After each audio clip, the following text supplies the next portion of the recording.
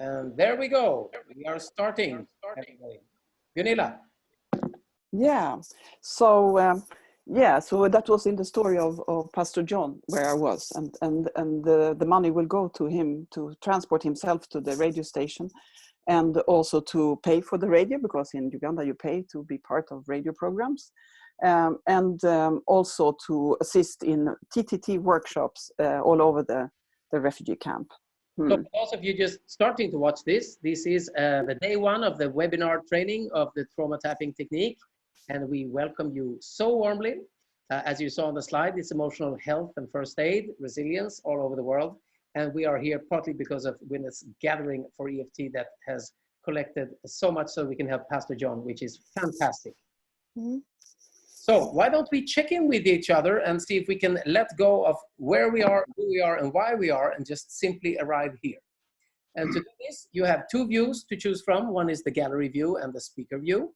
You can switch between them if you haven't been Zooming your last month, like most people in the quarantine. That's in the top right corner. So here we go.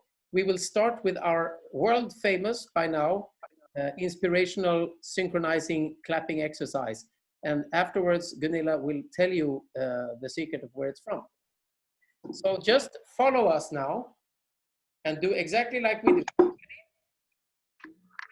Perfect. And if you miss it, you will get it the second time, so don't worry.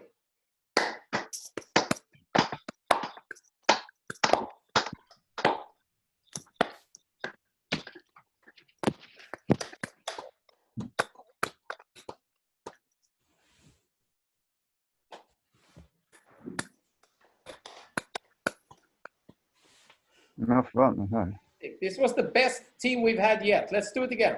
Yeah. Wait.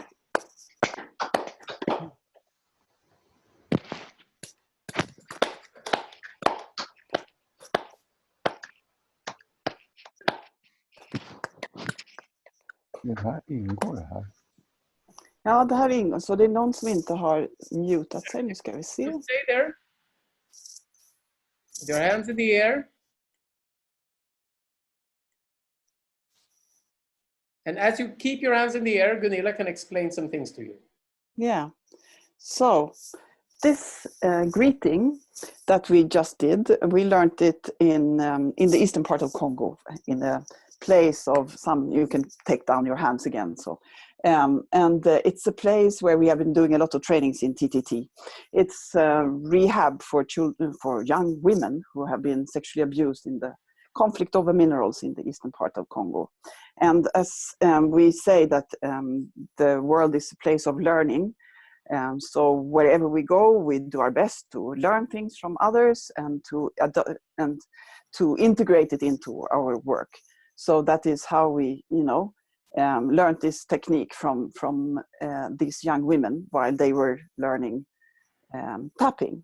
So, and for us, it has, so now we would like to introduce to you the chat, because the chat also that you have, if you haven't used this before, it's in the bottom. The second one from the right is chat. If you click that one, and then in the bottom of that chat, you see who you are writing to. So if you put it on everyone, everybody will see what you're writing. And if you put it on a specific name, somebody will have it privately. So when we do this clapping, so it is like first clapping your hands, doing 6, and then to your own chest, and then it's to the front, and then it goes up.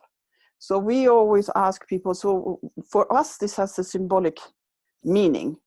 We will do it again, and then you will, while you're doing it, you'll see what kind of image, what kind of thought comes to your mind when you're doing it, some symbolic meaning of this clapping. Okay, so we'll do it again. 1, 2, 3, 4, 5, 6. So 1, 2, 3, 4, 5, 6, and then you clap on your chest. And again, 1, 2, 3, 4, 5, 6, and you put your hands to the front. And again, 1, 2, 3, 4, 5, 6, and your hands go up in the air. Okay, once again. 1, 2, 3, 4, 5, 6 to yourself. 1, 2, 3, 4, 5, 6 to the front. And 1, 2, 3, 4, 5, 6, and up in the air. So what you can do is now you just write whatever comes to your mind when you have done this. You can write it in the chat so we get some thoughts. And if somebody wants to say something, you raise your hand and you can also vocalize. But since we are by now 99 people, we cannot let everybody speak. But it's very nice so we can have some communication going in the chat. And then if somebody feels like, yeah, I really want to say this, you let us know. Just unmute yourself and say something. Okay? Yeah, so it's me, you, and the world. A smile. Me, all. Peace and unity. Yeah, help myself, help you, help everyone. Yeah, so all these things are, and we don't say that anything is right or anything is wrong, but it's like children playing a game. Exactly. So if you go into the science of this clapping. Yeah, I don't know if we should call it science, but I mean, what we're doing is also that when we do this as a group, what happens is when we are synchronizing ourselves and doing the same thing at the same time, we are actually connecting. We are connecting with each other, and we are connecting our energies, our soul, our minds, our consciousness, because we are trying to follow each other. Anything we do as a call and response actually unites the group. So when it comes to doing things in rhythm, that's why we do gestures at the same time in different situations. That's why we march into battle. That's why we sing and dance to celebrate, because we are synchronizing as a flock. So doing this actually helps us. But there's also this, that when you're doing this, the power pose, it actually changes the neurology of your body. And there's this wonderful TED Talk with Amy Cuddy about power posing, that this is the gesture of success. It's also the sun greeting of yoga and lots of other things. And when you are feeling in a great state, you will do this without even thinking about it, because your body is producing dopamine and reward and oxytocin and lots of great stuff. So backwards engineering means if you do this, your body will go, it seems we are happy. Let's produce some of those hormones. Yeah, and if you add even a smile, whether you know how to smile by yourself or just putting a pen in your mouth, this also gives the signals to your brain that you're actually feeling better than you thought. Whatever you does. Sorry. No, so that's cool. So what we'd like you to do now is simply, because we will start telling you a little bit about the background of this. The idea of this is that you watch this, you join this webinar, and then you join the second one. You can sign up for both.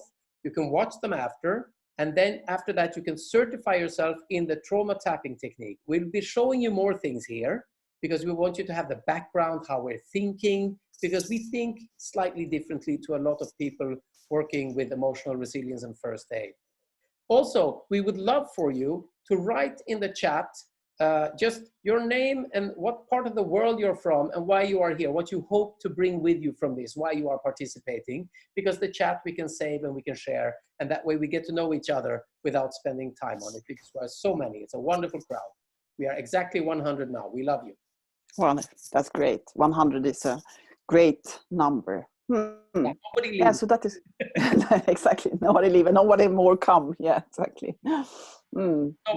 Gunilla, should we go on and show a little bit about the background, how we're thinking? Yeah, I think so. And of course, if you have any questions, write them in the chat, and we try to keep track on it, as well as we can. Yeah. So we will just start with showing some images of the work we have visited your approach at click. Yeah, let's do it. Yeah, and what I was starting to say before when I went into the presentation, I also wanted to say that I see that some of our colleagues from different parts of the world here, because I say now that Craig is writing, who we know since before from, are you still in Seattle? I have to see, yeah. And Craig Weiner, who many of you I think know, and also our colleague that we work a lot with in Greece, Dr. Siana, but she will come later on in an image here. Yeah, so we start with this. Colleagues here, and also people from the ASAP Humanitarian Committee that we work with, like Lorna and the rest, people from the UK. So it's a great crowd, fantastic. We hope you find this an opportunity to network and share yourself. Yeah, and Jean, who has been to Kenya doing TTT, also is here. Yeah, so we start with this. We start with like questions. So what is the world? Because this is about ripples of healing in the world. That's how we see to what the work we're doing. It's not to teach a specific technique. It is to make ripples of healing out in the world. Yeah. So what is the world? We're not married to any specific technique, but we do find that the TTT that we're teaching it's one of the 12 we teach. But it's also the one that has been our proven, I wouldn't say success because it's not about success, but it's proven so extremely useful in every single situation. And that is because it's so easy to do, and anybody can do it, and you don't need actually more training than you get now to start using it. Okay, so that was the first. What's the second thing? What's emotional first aid? So we actually teach, we teach three things. We teach emotional resilience, which is before something happens, emotional first aid when something happens, and then symptom relief, which is after something happens. But what is emotional first aid? What would you say, Gunilla? Yeah, I think we are coming to that. If you go, I mean, emotional first aid, it is, I mean, learning something that actually can change your state of body and mind, or your body mind. Exactly. And then what is a ripple of healing? Yeah, and that is the thing that we are doing right now. This is creating a ripple of healing because many of you will, hopefully the 100 of you will learn this technique and use it for yourself and for others and spread it, because that's the basic of our idea. It is you learn it and then you teach it to somebody else. You know, you get it and then you share it with others. So that is a ripple of healing. So you can get this information and you do it for yourself, and if you want, you can share it with your family, with your community. You can do it your calling in life, or the way you make a living. As long as you pass it forward, we're happy to share it with you. Yeah. What's the world? You know, the world.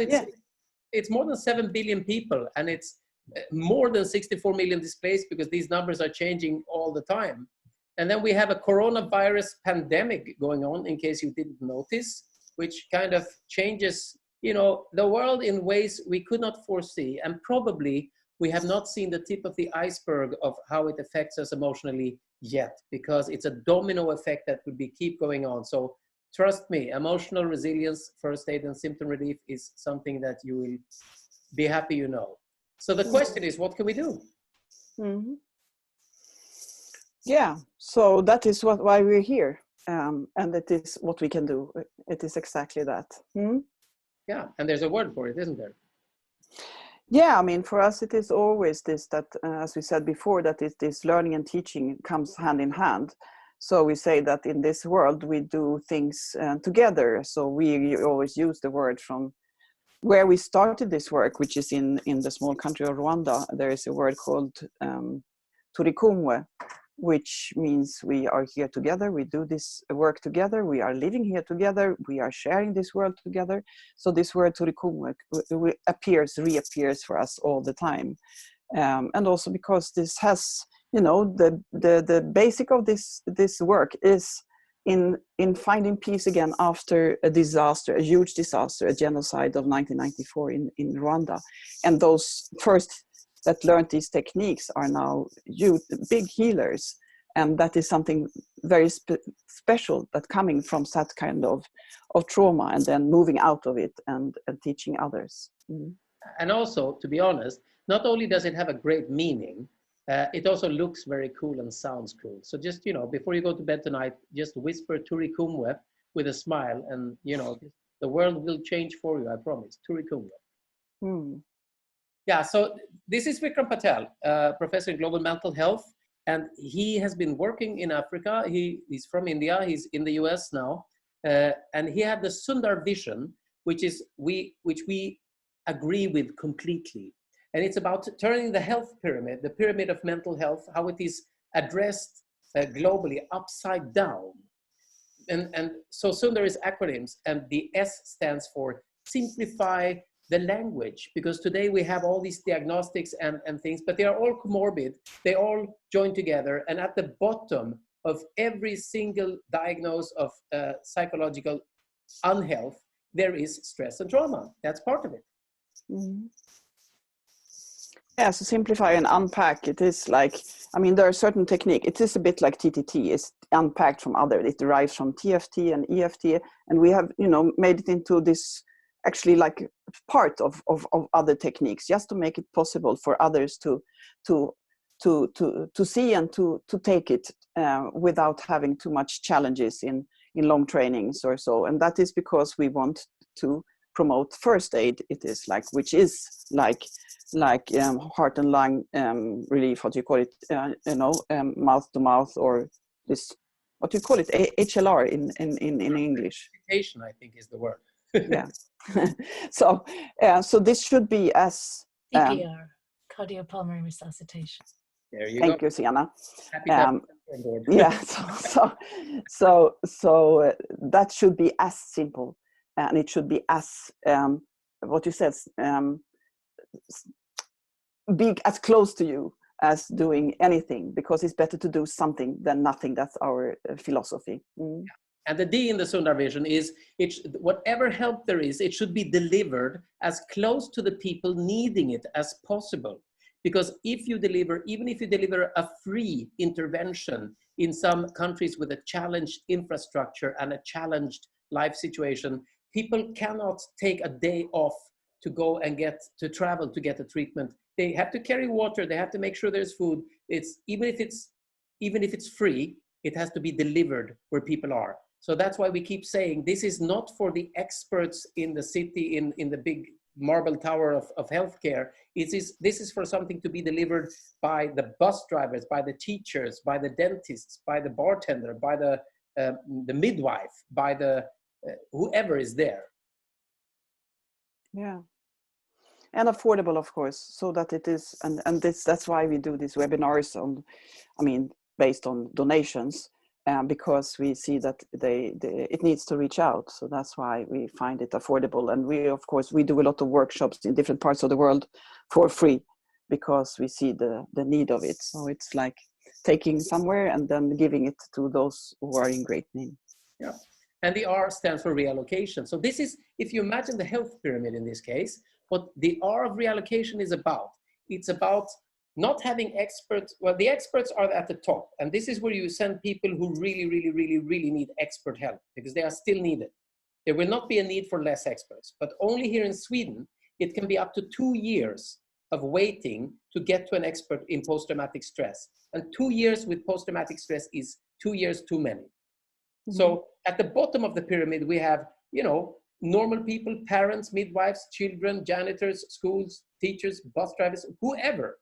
And we are calling this first aid, because we want every single person, child or grown up, to understand that you can learn this and you can resolve symptoms of stress and trauma. It's fully possible. You don't have to be an expert. And the really hard cases, let them line up for the experts, but not waiting 1 day unnecessarily. Yeah, and at the same time, our colleague, psychologist Stefan Sandström, he says, "Oh, you cannot call it first aid, because this is the best technique you can use also in specific therapy for trauma," and that is true. But yeah, our basis is to reach. Okay, it's not around, but we still call it first aid. Yeah. So somewhere, every story has a beginning, a seed, somewhere where it begins, and it's an insight of some sort. And Gunilla, this is your insight. Yeah, so this was where this grew, actually. This is a young girl, 13 years old, Adut, from, at that time, Southern Sudan, because it was before the independence. And as a journalist, I was doing a lot of interviews, specifically with children who had been living through challenging things, like war and being refugees and natural disasters. And finally, I found it a bit too challenging, or it's rather hit me, specifically when I was talking to Adut in the very 40-degree heat of South in Sudan. And she was telling me her story about how she saw how her family was killed in front of her eyes, because the rebels came and burnt their house down and killed the mother and the father and the 2 brothers. And when you have this situation, and then I didn't have a lot of time, I didn't know how to do, you realize that you are opening wounds. Because if you really want a good story, you have to ask somebody about, what did it feel like? What kind time of the day was it? What were you wearing? Where were you going? You know, what did you see? What were the smells? Was it a lot of burning around? You know, you're activating all the senses. And when you activate the senses, you will bring somebody back into whatever it was they came from, which, of course, as all of you know, or many of you know, it's a way that you can re-traumatize somebody very easily. And then you leave somebody with an open wound. So for me, that was not satisfying. Even if I know journalism is very important, information is very important, but I didn't feel satisfied in this situation. So that's how I started to look for something. How could I find something that finding these stories, but at the same time not leaving somebody with that open wound? Yeah. So this is Dr. Carl Johnson, our mentor. You can tell the story again, Gunilla, it's fine.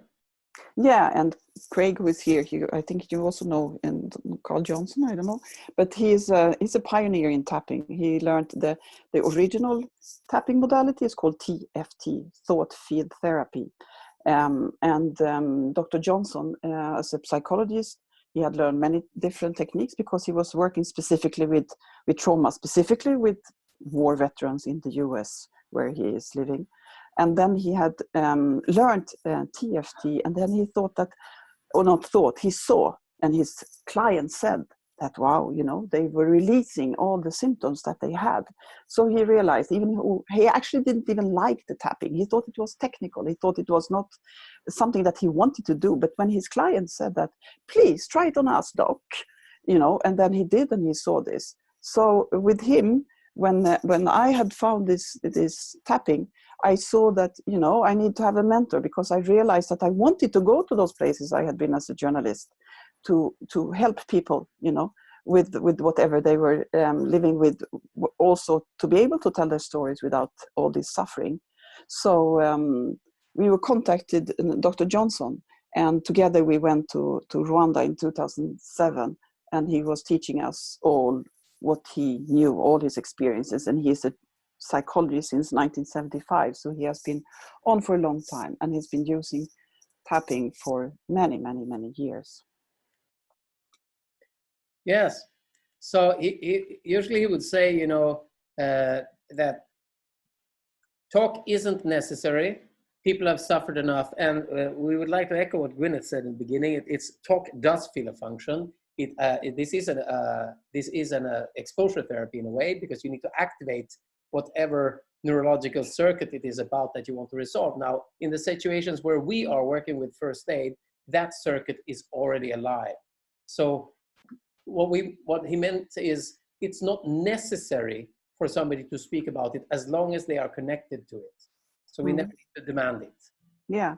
So here, when we went together to Rwanda, that's how the TTT was born, actually, because from his experiences, from not using talking, because that can re-traumatize somebody, and through simplifying this, we did simplify it into this TTT, trauma tapping technique. And the reason it's a trauma was because it was there where we started working with people who are traumatized.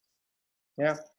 So why don't we pause the actual the story of this, because we have quite a lot of stories to tell you. We could be telling stories around the campfire that would last, you know, for 5 time zones, which we actually are in right now. So that's fine, and that's enjoyable. But why don't we just try this? Because some of you will think it's similar to what you already know. Some will say it's different. Some will say it's fantastic, and some will say it's just enjoyable.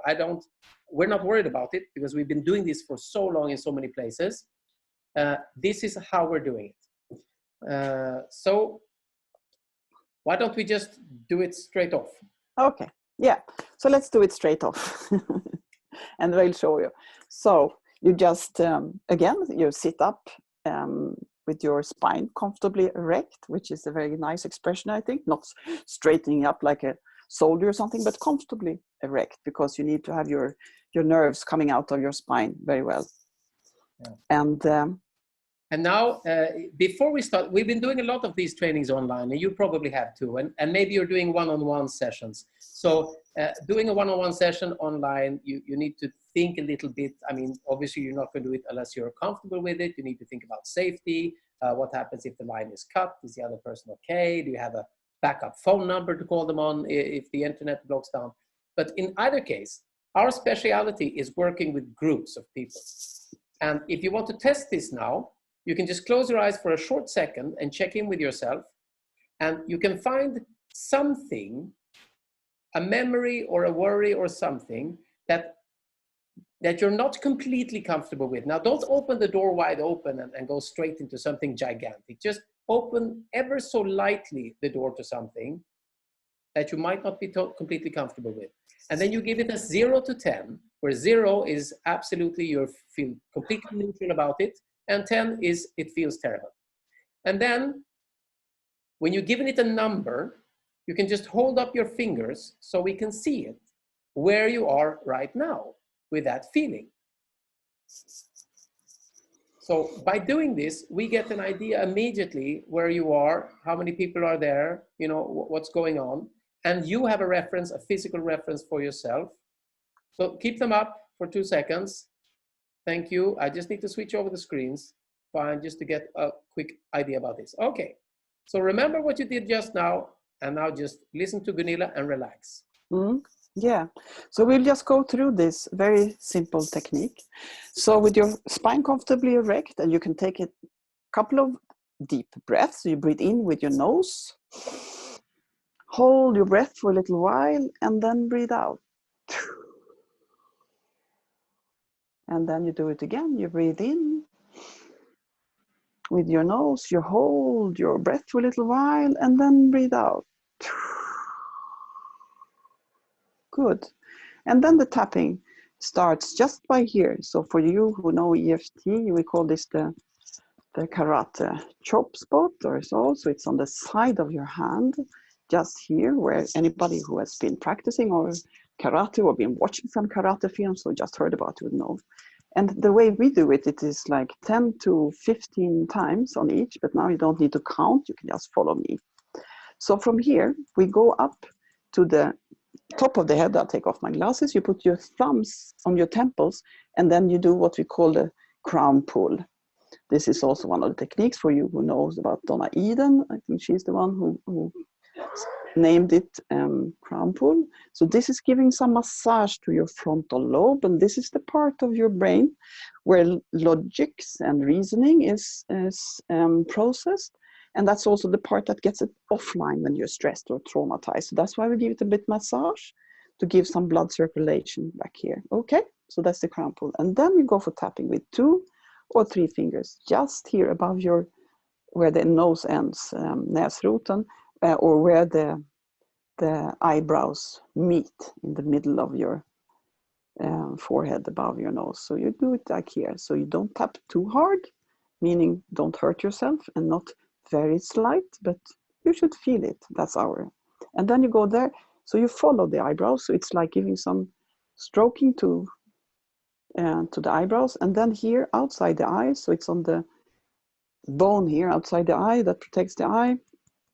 You go for, and then one of the fingers, if you do it with 3 fingers, will reach into the temple. Okay? Perfect. Very good. And then you continue under the eye. So you continue here on the small hill under the eye, on the bone, under the eye, the cheekbone. Very good. And then with one hand, you continue down to between your nose and your upper lip. Okay, put on my glasses so I see you a bit. Okay, good. And then round the mouth, and then between the lip, underlip, and the chin. In Swedish, those 2 words, chin and cheek, are like the opposite. That's why. And from there, you go down to the chest. So you go a bit. So there is one point that is just under the collarbone, the highest bone. But we do this tapping, what we call a bit widely over the chest, because here are some lymphatic points. Here behind the breastbone, the sternum, there is the lymphatic gland, which is very important in this time, so corona, because that's where the immune system has its central processing. And there are muscles that contract when we are stressed or traumatized or anxiety. So all this tapping over the chest. So we say that if you forget all the other stuff or just don't care, at least do this, and every day, you know, because it really enhances your well-being and your physical you know, immune system. Okay, good. And then you put one hand on one shoulder, and then you tap here on the side of the body, which is in the height of, if you know, have one or know where a bra strap passes, that's where it is. So it's a bit like just across your body. Okay, so it's not up in the armpit, it's down here. Very good. And from there we go to the fingers. So you start with your little finger, so it's on the inside of the little finger. You can support it with your thumb if you like. And then you go to the next, to the ring finger. And here I do it with 2 fingers. I never do tapping with 1 finger actually, because I find it not very comfortable. Then this reaches also a bigger area, gives a better vibration. And then the index finger. And then the thumb, that upper side of the thumb. And then in this TTT, we do another round on the chest. And the reason why is because we have found that most people really find the best relief in doing the chest tapping. And it seems to be giving a lot of stimulation, also for the oxytocin, the well-being and connection hormone. Okay, so when you've done that, you release your arms or relax them in your lap, or on your lap, perhaps you say, and then you breathe again. So you breathe in through your nose. You hold your breath for a little while, and then you breathe out. And then again, you breathe in. You hold your breath for a while, and then you breathe out.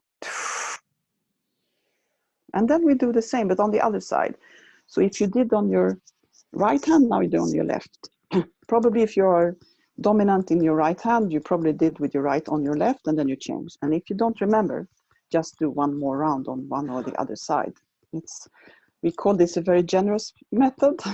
It's like you can miss some points, it doesn't matter, and you just do it again. So it is like, and then you go for the crown pull, you put your fingers, your thumbs on your temples, and then you do massage of your forehead. Again, giving some stimulation to that part that is very much offline. You can see that in fMRI scanning, you can see that this part of the brain is not functioning. That's why we become a bit stupid when we are stressed or traumatized, okay? And then you do the tapping here at the start of the eyebrows, just above your nose. Very good. You continue out here to the side of your finger, of your eyes. You go under the eyes. You go with one hand under the nose. And then you go around the mouth to under the mouth.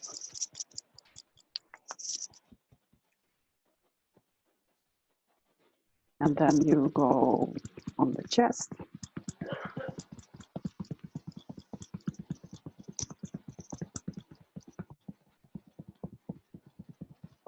And also a bit on your breastbone here, don't forget that, your thymus.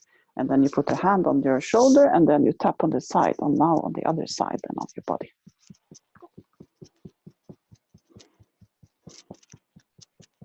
Very good.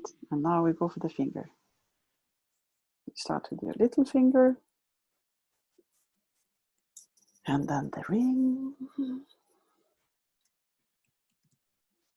and then the long finger, the index, the thumb,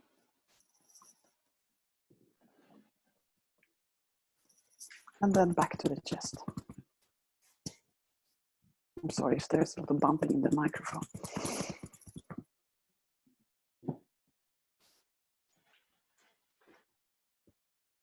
And the breastbone also, don't forget that. Okay, and then you let down your hands in your lap, on your lap, and then you do the breathing. So you breathe in through your nose, hold your breath for a while, and then breathe out. And then again, you breathe in, hold your breath, and breathe out. And now you can close your eyes or keep your eyes closed if you have them. and then just breathe normally. And then you just go back and check where you are now on that, where you started this process, what you were thinking of that gave you some kind of discomfort. And then when you have checked where you are now, you can just hold out your fingers again and say where you are now, if you started on, and just put it up on your hand. So I have gone down to a 2 actually. So keep your fingers up, please. Keep them up, keep them up, keep them up, up, up. Some are doing peace signs, some are doing rabbit ears. It's all good. So that's fine, you can take them down.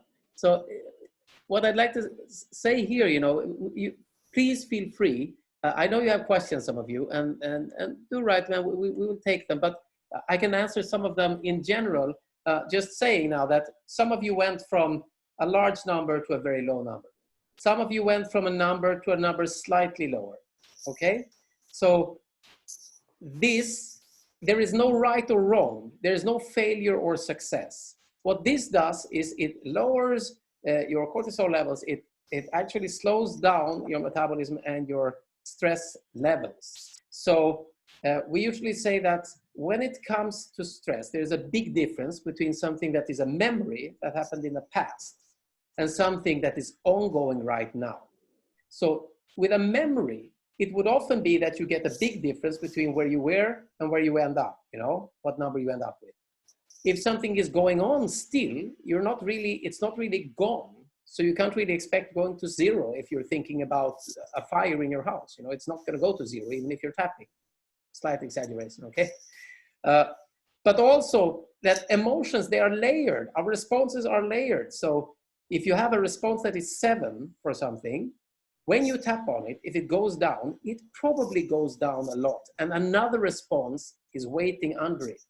So don't only feel about the SUD, also try to sense, did I go from anger to sadness, or from sadness to frustration, or from frustration to hollowness? Because they all have a value, but they are different dimensions.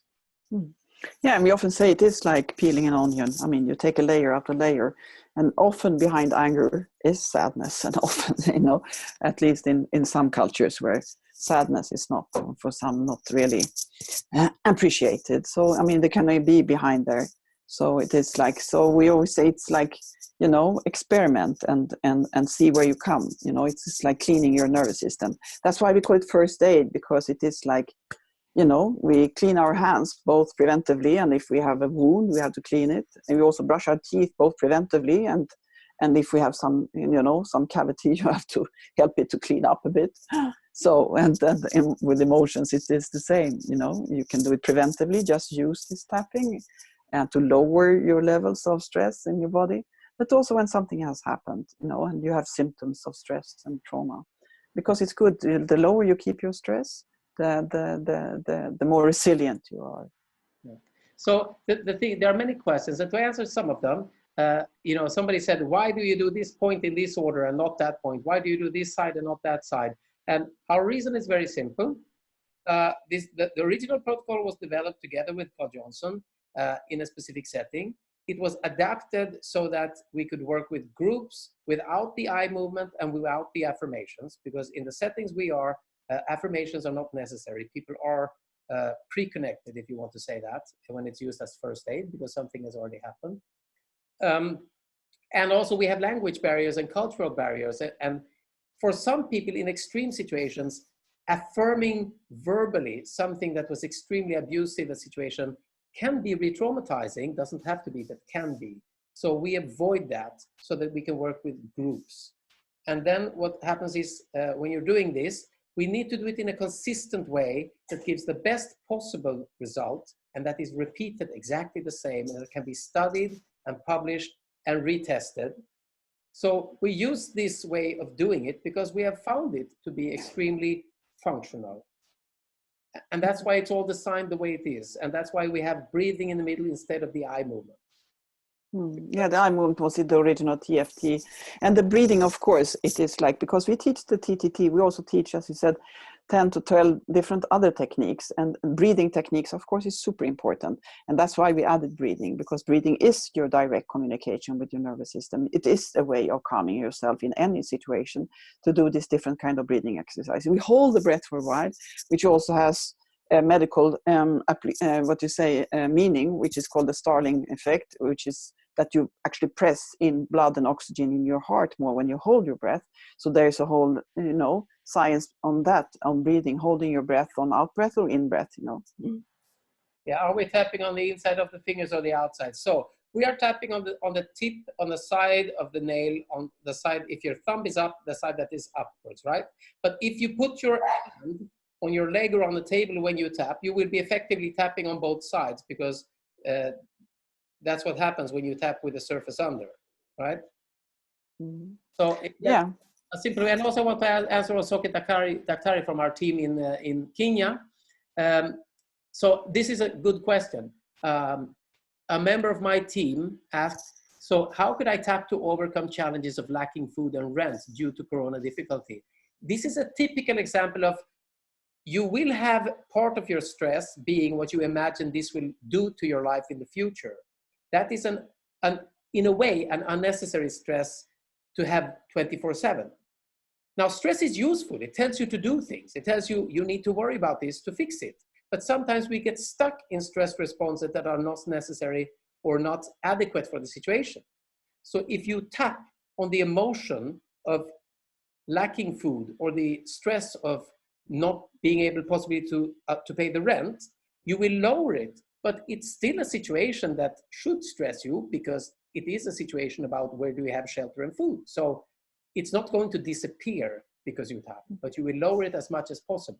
Yeah, and I mean, I have got that question, or we have got that question many times, since we have worked a lot in different refugee camps, and say, we are hungry, why should we do this? And I say that you also need your mind clear to be able to take decisions. How are you going to move forward? Because it will not help just sitting and being stressed and traumatized about things. And you need to take decision for yourself and your family. And then to keep your mind clear, perfect. Mm-hmm. Another question is, at some point it might hurt. Yes, it might, because you have lymph nodes and they will be sore if you have an inflammation in your body. So at some spots it will. So what you do is you adapt it. And if it's not pleasurable in one place, you just skip that place, because it's really, there are so many scientific models about this. We have a colleague, Peter Stapleton, she's written this brick about the science of tapping.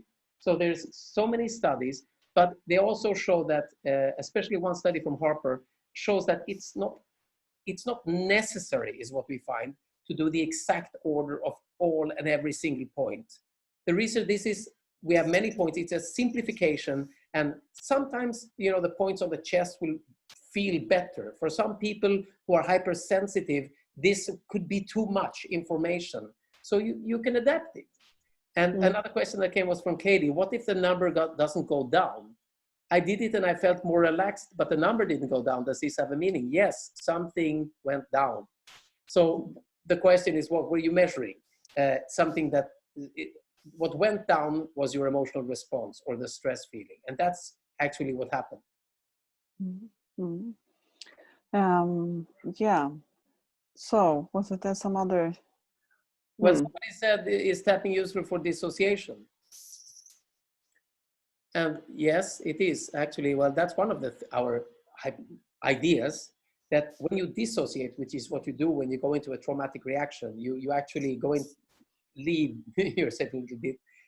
You're actually reassociating with yourself, because you are tapping on points of the body. Mm-hmm. This is not. Yeah, that is a very good way of, like regaining yourself. Just this touching, of the body. They are different. We do also this technique or this exercise called Do In. There is a video on our website, which is just clapping all over the body, which is also, if you know about Peter Levine, who created the somatic experience, it's also within his techniques. Waking the Tiger, if you haven't read about him, Peter Levine, where this tapping is a very crucial, or central part of the somatic experience. Yes. Okay. So as you can see in the chat, there's going on a lot of different points about this. There are so many explanation models. It's about energy meridians. It's about memory reconsolidation. It's about depotentiation of amygdala AMPA receptors in the amygdala. It's about disconnecting stimuli trigger emotional response. Regardless of which model you are following, our experience after so many years is that doing it this simply can make an enormous, enormous difference. And we are not looking to get the perfect treatment for every single person. We are looking to do something just like mouth to mouth and Heimlich that will make a very big difference for the largest possible number of people. Mm-hmm.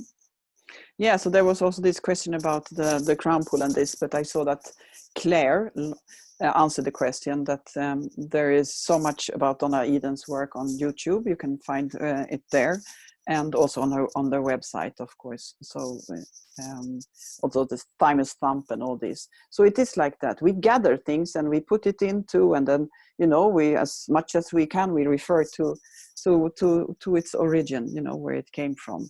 But it's certain things that we see that are very helpful in our experience and when sharing it with others, because a lot of these things that we do in tapping and also in the technique Havening that we'll show you within Donna Eden's, it's things that people do all over the world without knowing that they did any kind of technique, because it is like you put your hand on your front and, you know, you hug yourself, you know, you wring your hands. I mean, we do a lot of things, you know, the breathing, of course.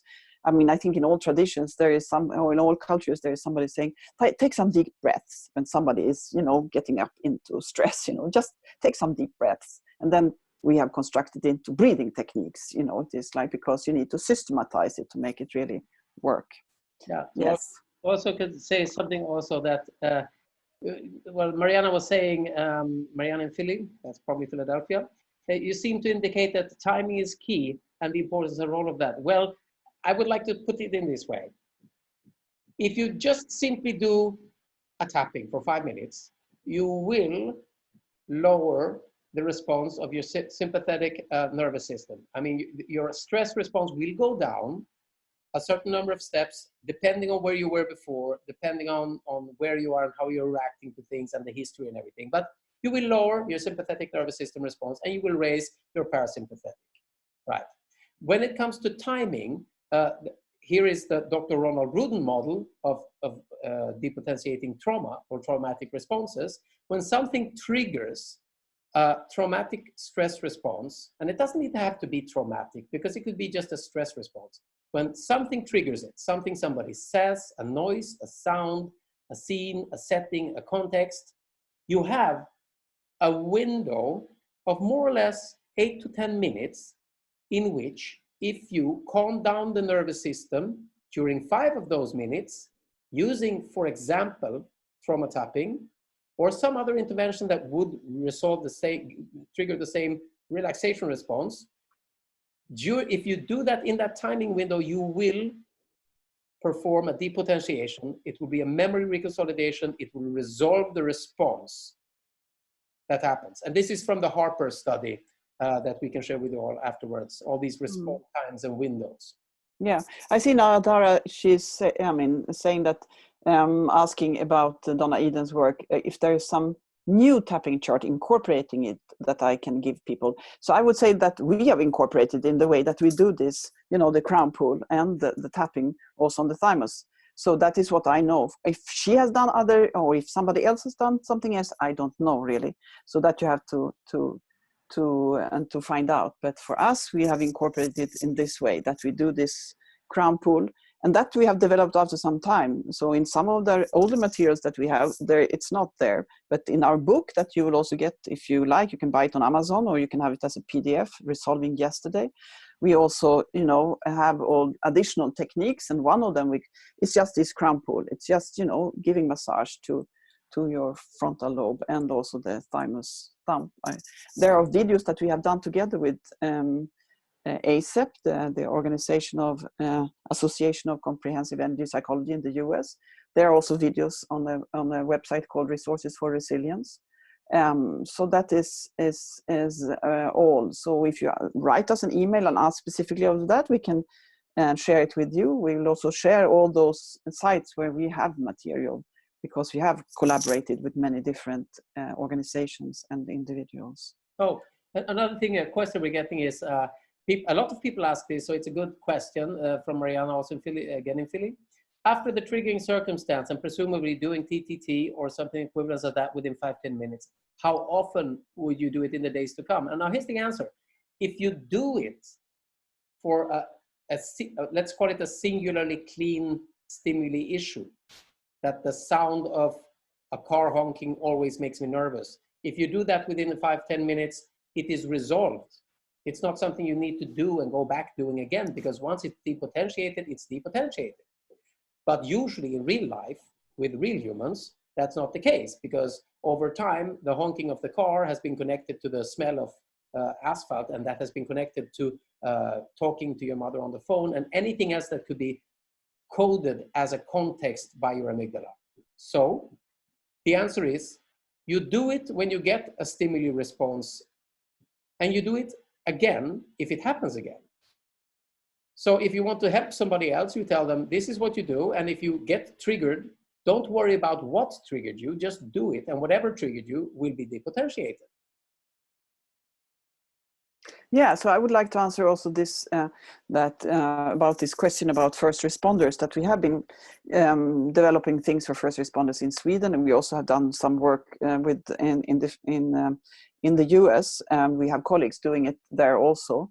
And that comes to the question of this way that we work, and that is to share it. And if you have some connections into, for example, first responders, like I wrote now, that so then show this to that person, because we also always have to look for somebody within a community who is responsive and who will listen to you, and then that person can be the connector into and sharing these techniques with others. But that's much easier and a better way to spread these techniques than just coming by yourself and not knowing anybody, but always that find somebody that you can work with and share it that way. That's wonderful. Any kind of community within, if you have refugee community where you live, or first responders, nurses, teachers, like the what we were saying before, or Ulf was saying before, that in all this, in school, of course, now, or these parents who are at home, and with kids that have to do schooling from home, it's challenging for many.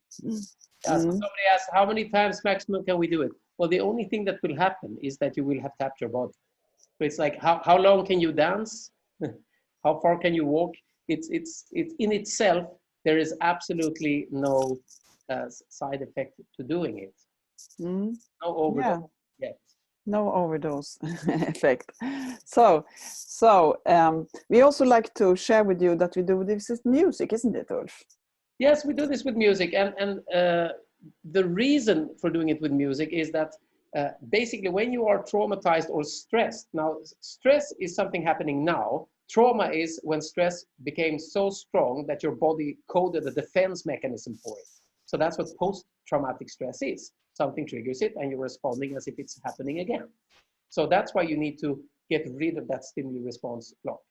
In either case, so what happens is, when your body gets stressed, it tightens the muscles and goes into defense. So you can try this. If you all just lean forward and get up on your legs. Yes, you can do it. Doesn't matter where in the world. And we can see you, remember. So you get up and your knees are bent and you clench your fists and you hold them together. And this is the defense position of a body that is gone into reflective self-defense tension.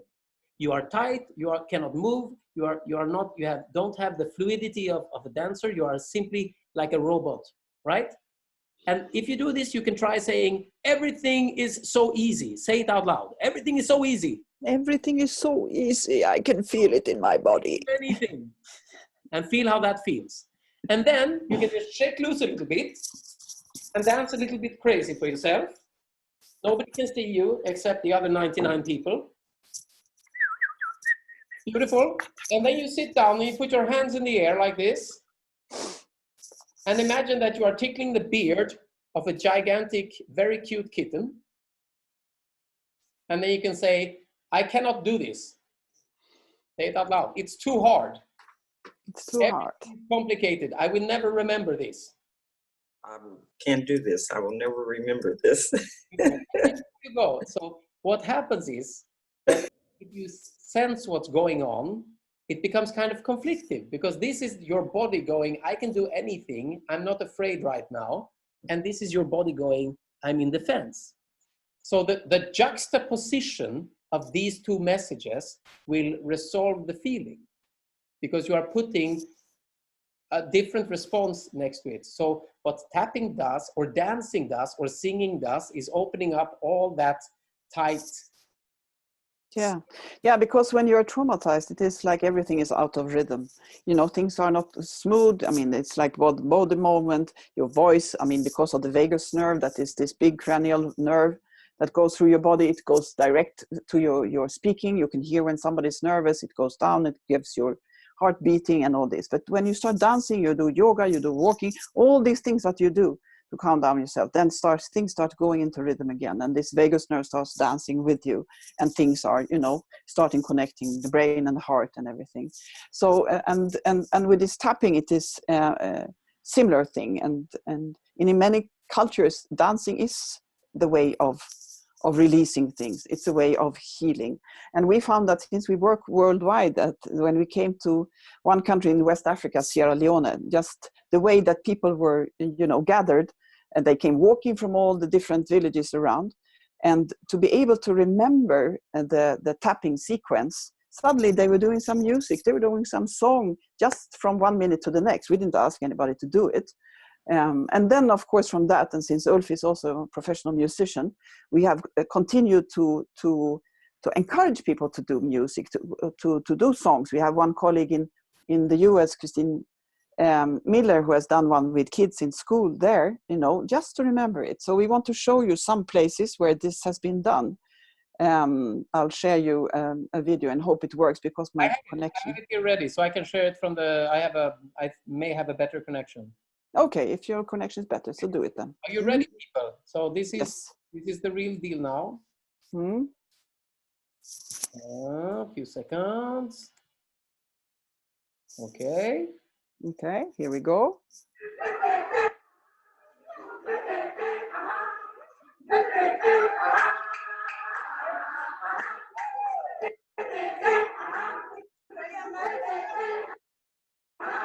It's really lagging. So maybe it's not going to work then today.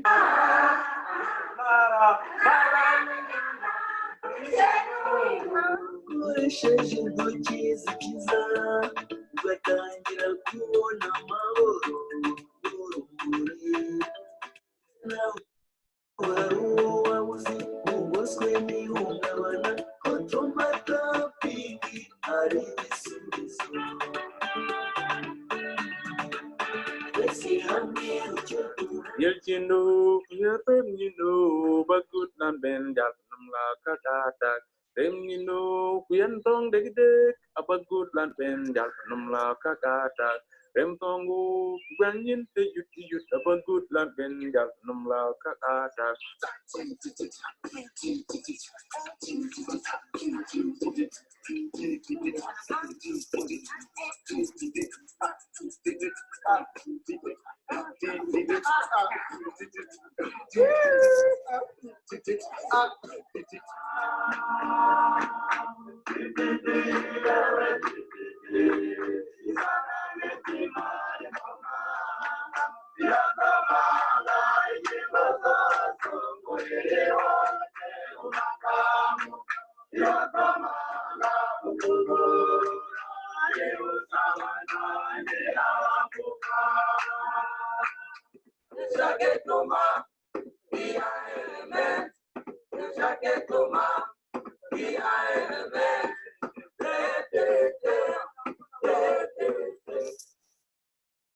Yeah.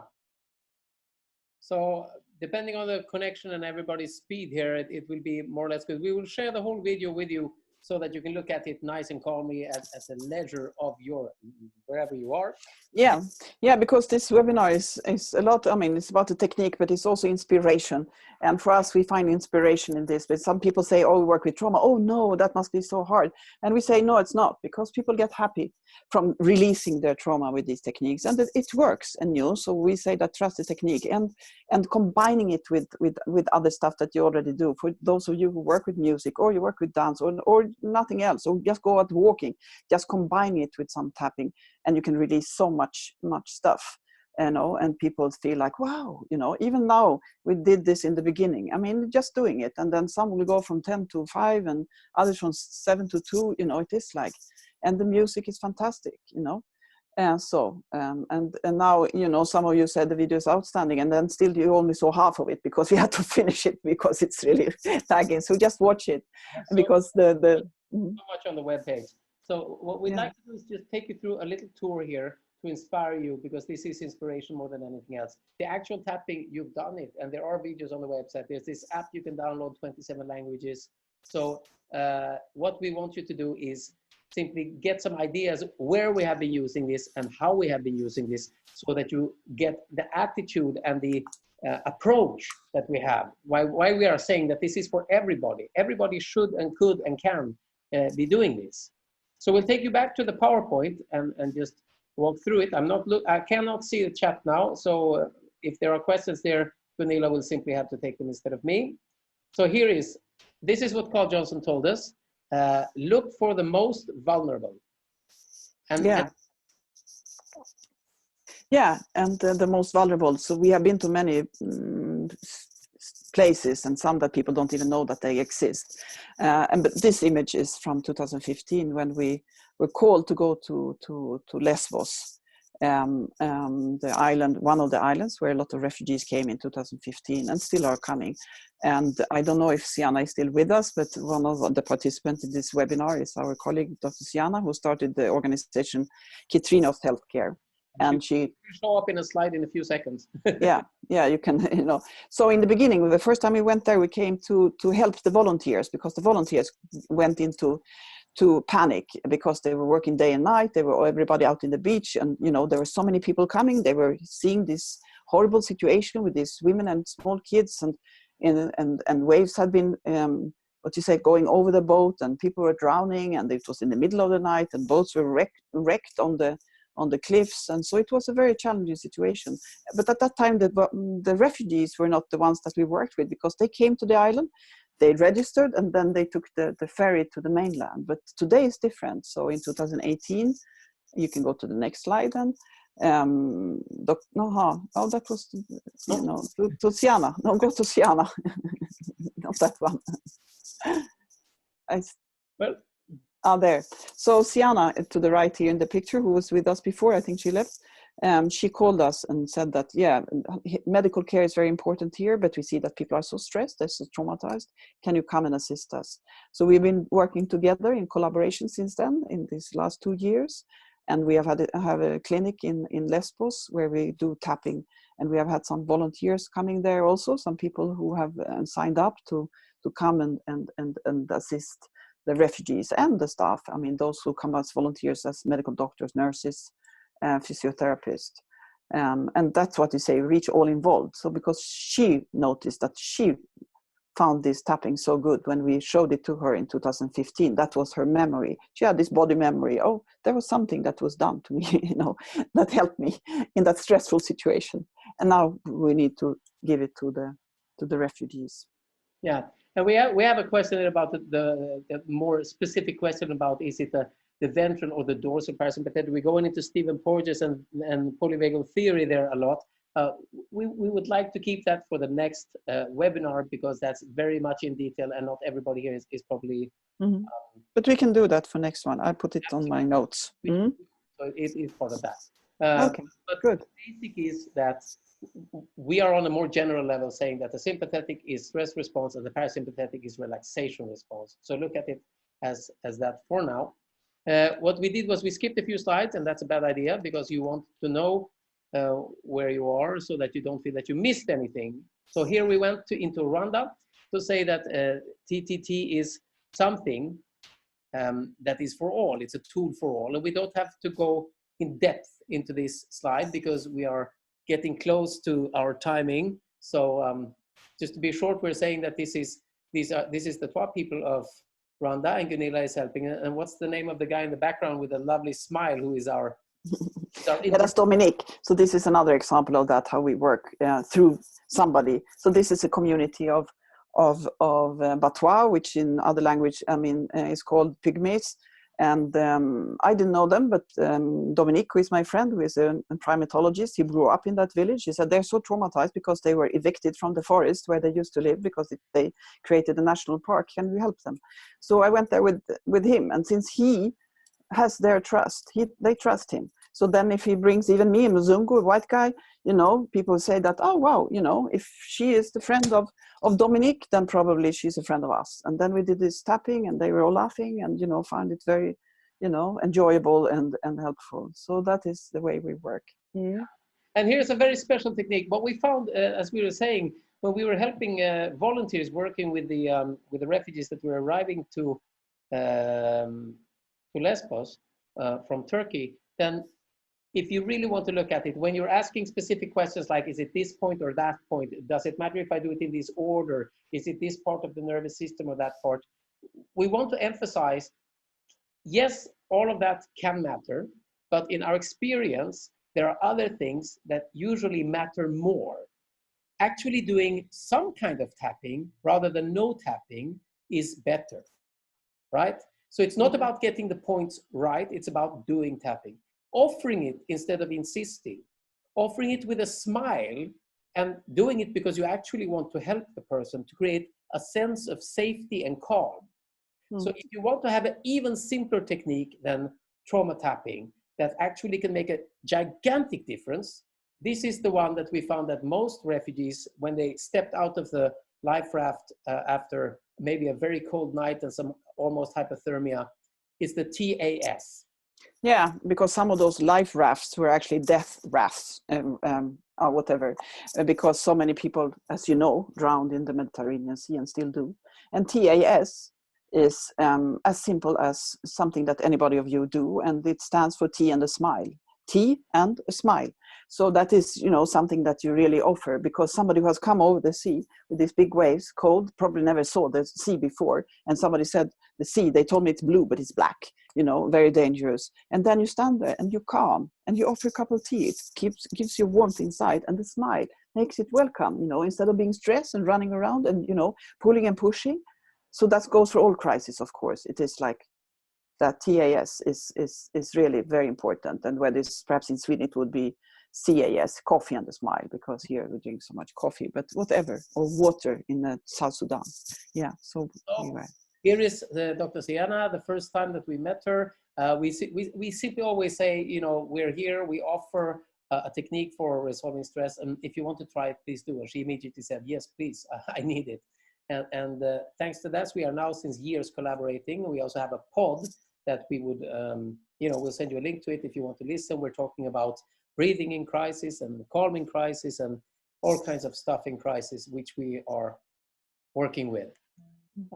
So the next step here is actually emotional first aid. And this is kind of summing up what we said previously, because smiling, smile and a cup of tea is the vital important part. And the next thing is rhythm, because rhythm gets your body back online. It allows you to start getting back into yourself, starting to reassociate with yourself. And the next thing is to dance, because dancing is a way of actually moving your body energies as well and putting things back in place. Yeah, that is what we said about the other. That's how people heal in so many parts of the world. That's where this video with the song started. It is that people are dancing, and engaging themselves. And that's a very, very, very good way of starting. Just shaking, just getting the blood rushing, go out walking, run up somewhere, just making things move, because we tend to close down. Lockdown means also very easily close down, but moving is what we need. You need to shift the energy, right? You need to shift the energy somehow, shift state, create safety. Dancing is a way. And then singing is another way, because if you go into the polyvagal theory, if you the vagus nerve crosses over here around your neck, and when you do toning or breathing or sound, what you're doing is you're both synchronizing your breathing and your heart rate variability with other people at the same time. You're also bringing a tone, aum, with vibration from the inside that actually calms down the nervous system as well. Yeah, just humming is, I mean, their whole theory is about, I mean, and research done on humming, how helpful it is for your inner vibrations, you know. So that is very good. Yeah, so there was a question from Leslie about some friend who's working with migrant children in Myanmar, in Burma. So of course you can share the recording with this webinar with her, and let us know, because if there's something we can assist with, perhaps we have some other colleagues in the vicinity or so. So please go ahead, just write us an email and we'll find some way.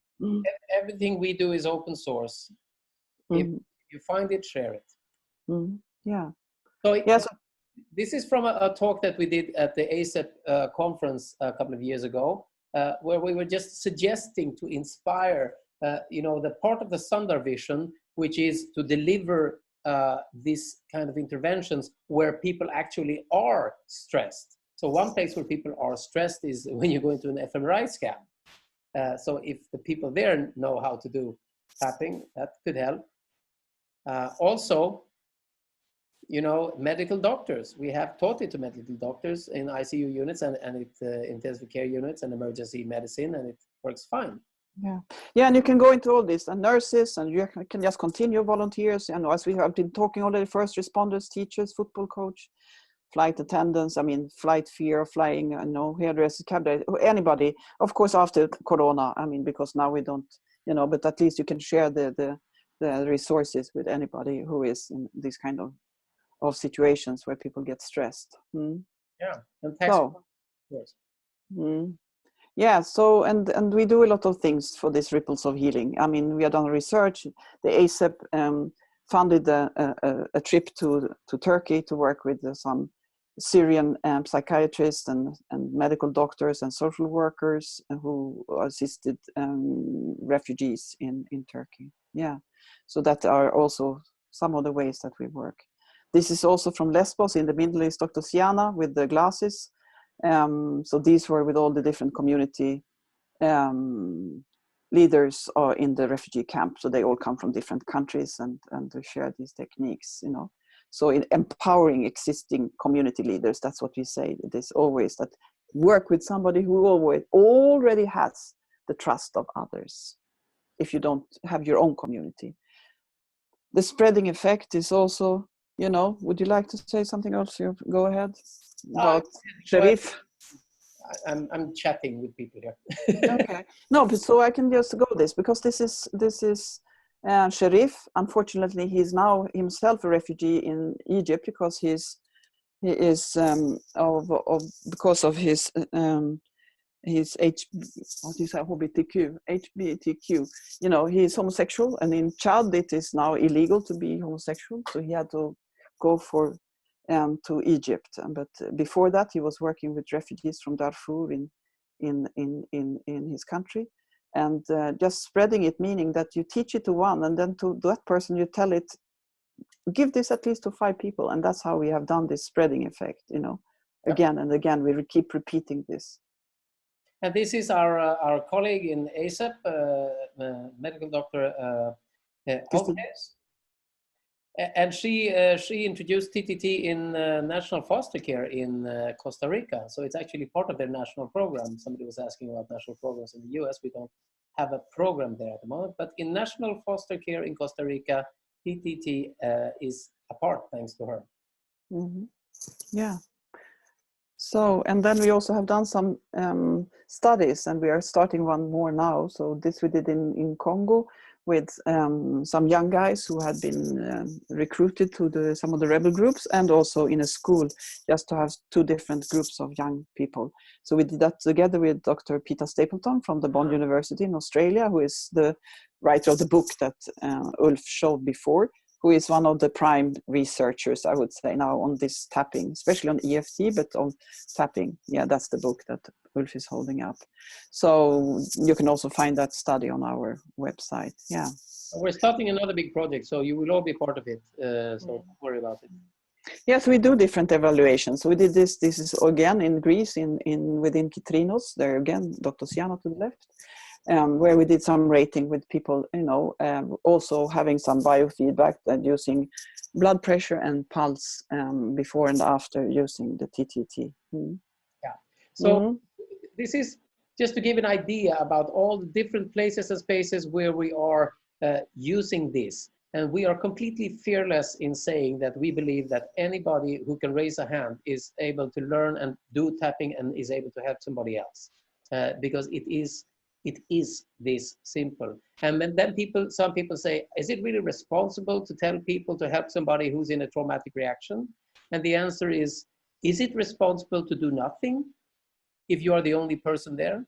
And wouldn't it be better if you did something that you knew what you were doing and that actually has proven to help a lot of people?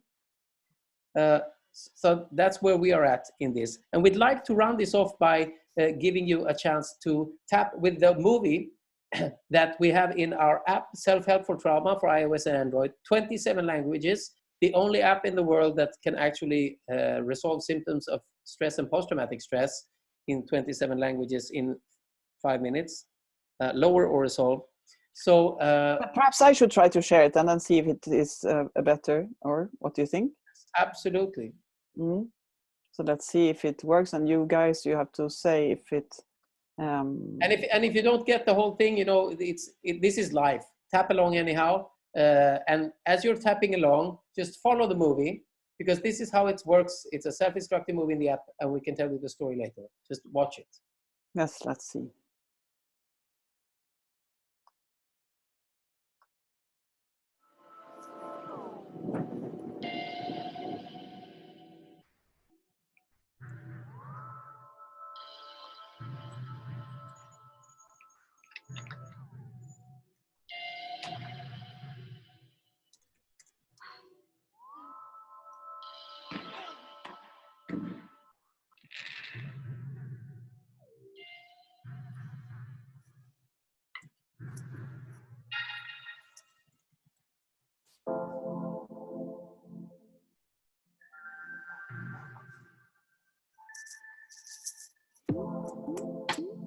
And now you can just tap along.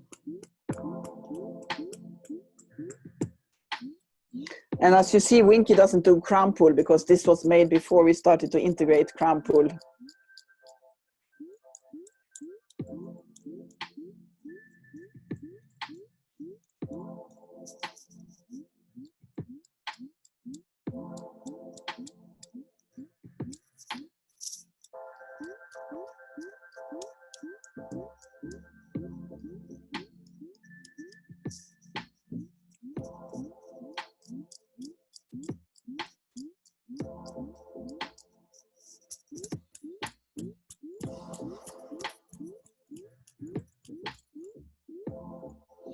And he also doesn't put the arm on the shoulder because this was also done before we found that this was a good position.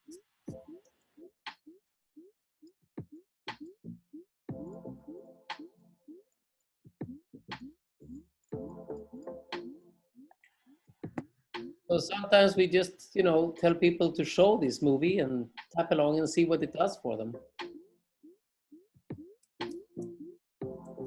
And as we said, it's in the app, Self-Help for Trauma.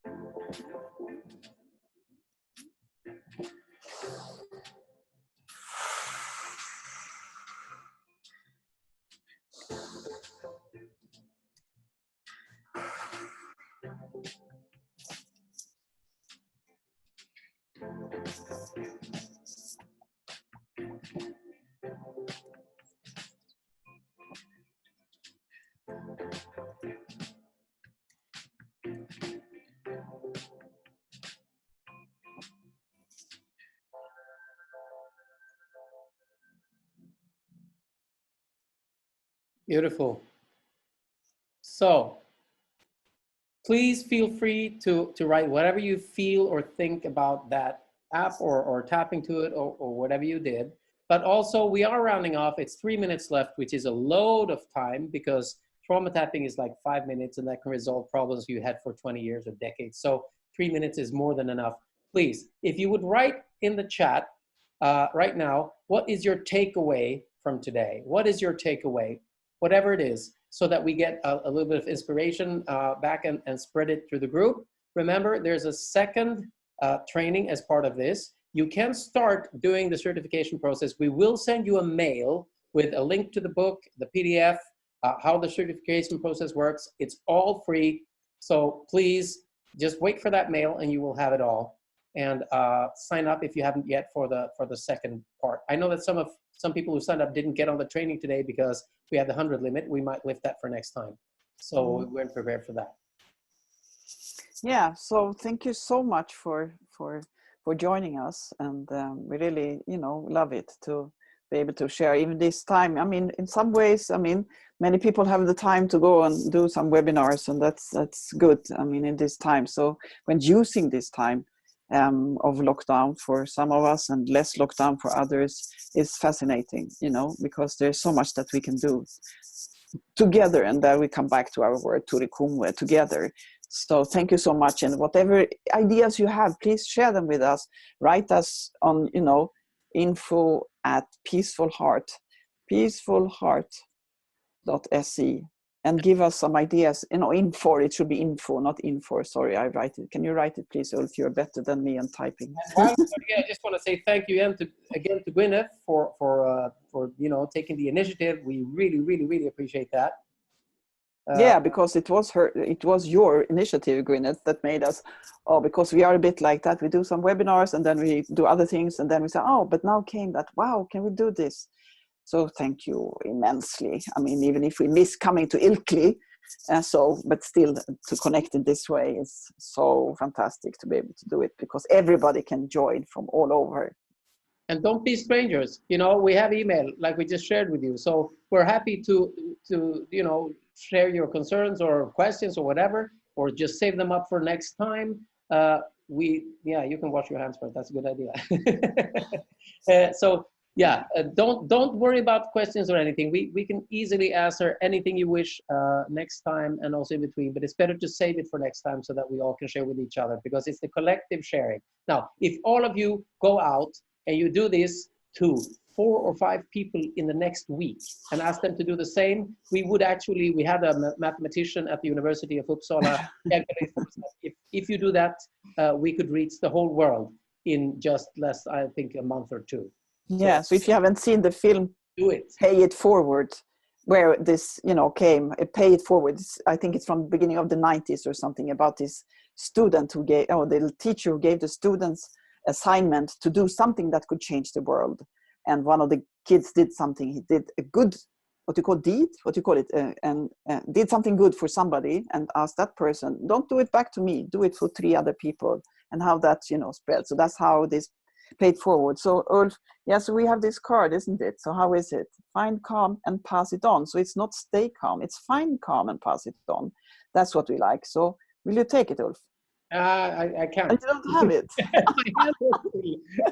Anyway, we have this card, And we find this message very important, and that is find calm, find a way to calm yourself and pass it on to others. It's simple as that.